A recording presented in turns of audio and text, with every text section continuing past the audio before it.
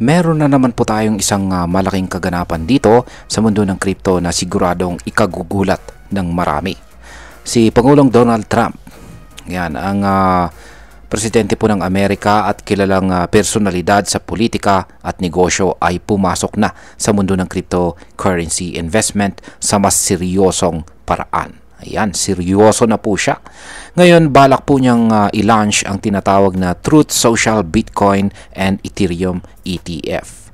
Oo, tama po ang narinig ninyo. Isang dual ETF na pinagsasama si Bitcoin at si Ethereum sa iisang investment fund.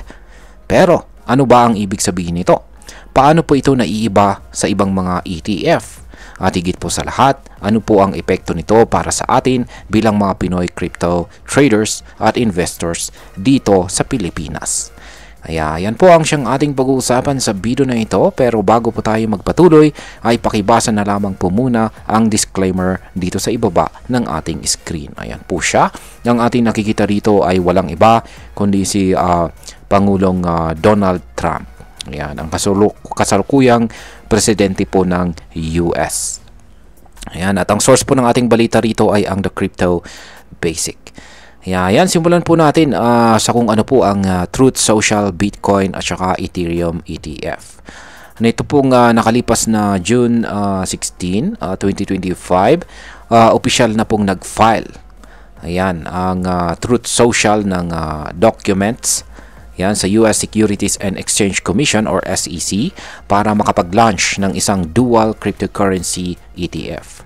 Ang pangalang binigay sa product na ito ay Truth Social Bitcoin and Ethereum ETF. Ang ETF or Exchange Traded Fund ay parang mutual fund na pwede po nating bilhin at ibenta sa stock market. Pero ang laman po nito ay mga crypto assets.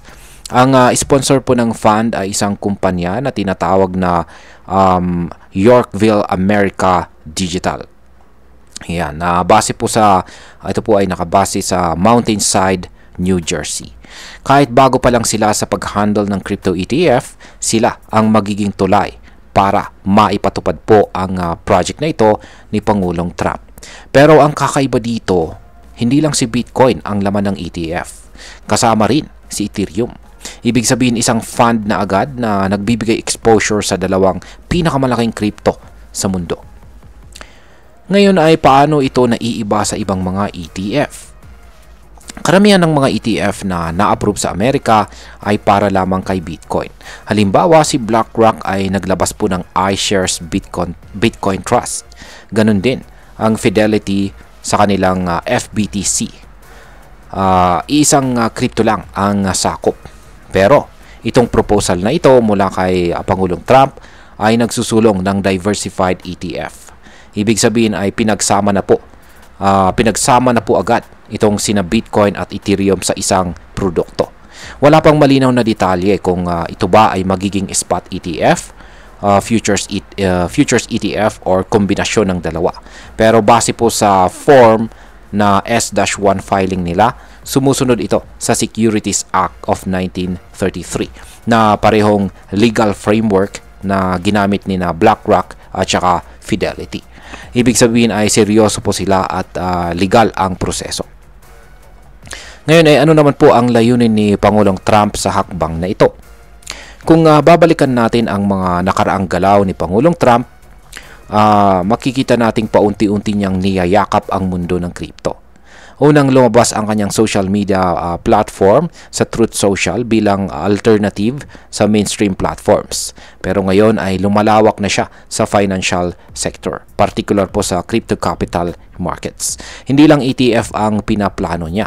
Kamakailan lang ay inannounce rin ni Pangulong inannounce rin po ng Trump Media ang technology group na bibili sila ng $2.3 billion worth or halaga ng Bitcoin. Malaki itong hakbang para sa isang kumpanyang dating social media lang ang sakop.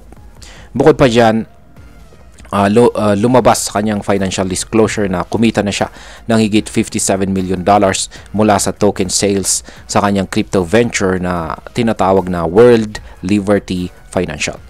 Hawak din niya ang halos 16 billion governance tokens mula sa project na ito. Ngayon ay bakit po mahalaga ang pagkakaroon ng dual Bitcoin at saka Ethereum ETF? Ayan. Sa simpleng paliwanag, ang ETF ay parang shortcut para makapag-invest ang mga tao sa crypto nang hindi kailangang bumili ng actual tokens o mag-set up ng wallet. Ngayon sa dual ETF na ito ay hindi mo na kailangang pumili ng kung si Bitcoin ba or si Ethereum ang gusto mong pasukin. Automatic, sabay mo na silang makukuha. Maganda ito lalo na para sa mga institutional investors or malalaking kumpanya na gustong pumasok sa crypto. Pero hindi handa sa komplikadong technical side ng crypto investing. Kapag na-approve po ang ganitong klase ng ETF, posibleng mas tumaas po ang demand para kina Bitcoin at Ethereum. At kung tumataas po ang demand, malamang pati presyo nila ay tataas din. Ayan, pag-usapan na po natin ang posibleng epekto nito sa crypto market. Una sa lahat, ang paglabas po ng tinatawag na dual ETF mula pa mismo sa isang kilalang political figure na tulad ni Pangulong Trump ay nagdadagdag ng kumpiyansa po sa market or market confidence. Ibig sabihin ay hindi na lang ito laruan ng mga techies or developers. Ang crypto po ay pinapasok na ng mga mainstream politicians at mga malalaking kumpanya.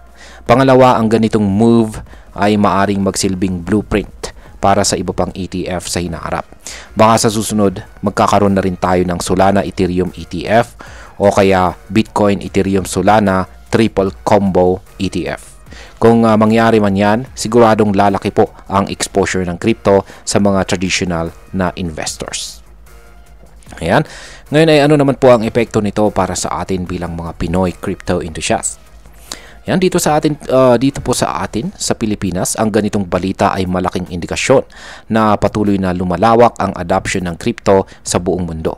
Maaaring hindi po tayo direktang makakabili ng ETF mula sa Amerika, pero ang epekto ng demand ay global. Kapag tumaas po ang presyo ni Bitcoin at ni Ethereum dahil sa ganitong balita, ramdam natin agad yan sa local exchanges tulad po ng PDAX, Coins.ph at saka maging kay Binance. Pwedeng tumaas po ang presyo ng hawak nating assets o kaya pwede nang mag-prepare para sumabay sa susunod na galaw ng market. Isa pa, tumataas din ang kredibilidad ng crypto sa mata ng mga institutions. Posibleng mas mapadali ang regulasyon sa Pilipinas kapag nakikitang gumagalaw na rin ang malalaking bansa sa pagyakap sa crypto. Bilang panghuli, ang masasabi ko naman tungkol dito ay para sa akin, isa itong napakalaking hakbang hindi lang para sa Amerika kundi para sa buong mundo ng crypto. Si Pangulong Trump na dati ay hindi ganun ka-vocal sa pagbigay ng suporta sa crypto ay ngayon ay naglalabas na ng ETF. Isa po itong patunay na ang crypto ay hindi na lang fad or hype. Isa na itong seryosong asset class na kinikilala ng mga malalaking tao sa gobyerno at saka negosyo. Kaya kung investor ka, lalo na dito sa Pilipinas, ito na po ang panahon para mas pag-aralan natin si Bitcoin at saka si Ethereum. Baka sa susunod na bull run, ang magiging susi ng pag-akyat ng ating portfolio ay ang mga ganitong balita na hindi po natin agad napansin. At ayun, hanggang dito na lamang po tayo sa video na ito mga ka-crypto. Marami pong salamat sa panonood. Ingat po tayo lagi at God bless po sa ating lahat.